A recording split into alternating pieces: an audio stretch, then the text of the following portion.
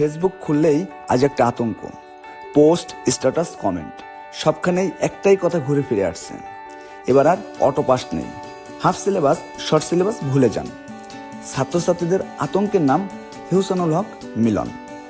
কিন্তু প্রশ্ন হলো, এই আতঙ্কটা আসছে কোথা থেকে? আসলে এটা কোনো নতুন ভয় না, এটা একটা পুরনো স্মৃতির প্রতিধ্বনি।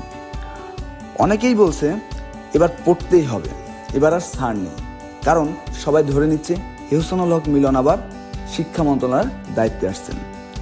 কিন্তু ভাইরাল পোস্টের বাইরে গিয়ে একবার মানুষটাকে দেখি। ইহসানুল হক মিলনের জন্ম 1957 সালের 26শে মার্চ চাঁদপুর জেলার কোচো উপজেলাতে। তিনি ঢাকা বিশ্ববিদ্যালয় থেকে রসায়নে স্নাতক করেছেন। তিনি একজন শিক্ষাবিদ, রাজনীতিবিদ এবং সাবেক সংসদ সদস্য।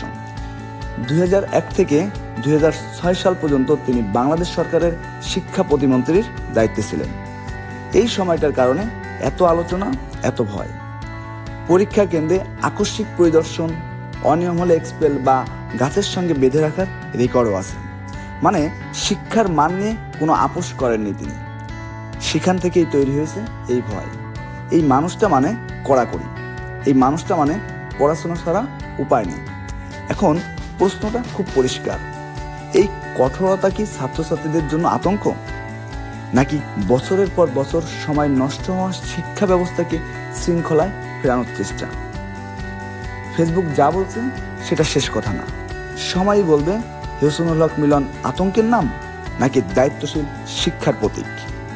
আপনি কোনটা মনে করেন?